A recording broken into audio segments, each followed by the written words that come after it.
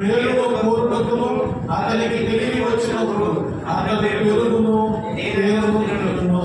దేవుడి వాక్య భాగాన్ని మన వెనుకడులో దీవించి ఆశీర్వదించబడ్డాక హల్లెలూయా. అప్రియమైన దేవుని సంఘము, దేవుని దగ్గర ఈ మాటలు కొన్నిసార్లు మనం ఆలోచిద్దాం. ఇందులో ఉన్న విషయం ఏంటంటే, ఆహాజు అనే ఒక ప్రవక్త ఉన్నాడు. ఆ ప్రవక్తని దేవుడు మాట్లాడుతున్నాడు. ఒక్కసారి దేవుడిని ఒక సూచన అడగవచ్చుగా అన్నాడు. ఏమన్నాడు? దేవుడిని ఒక సూచన అడగమన్నాడు. అప్పుడు ఆహాజు అంటాడు, అయ్యో నేను అడగను. ఏంటరా? నేను అడగను, దేవుడిని నేను విసిగించను. మనుషులు విసిగించినట్లుగా నేను దేవుడిని విసిగించను. గట్టిగా స్తోత్రం చెప్పండి. కొన్నిసార్లు మనుషుల్ని విసిగిస్తూ ఉంటారు. మనుషులు విసిగించడమే కాదు, దేవుడు కూడా నా మాట కాదు. దేవుడు వాక్యం చదువుకున్న వాక్యంలో 10వ వచనం చదువునా?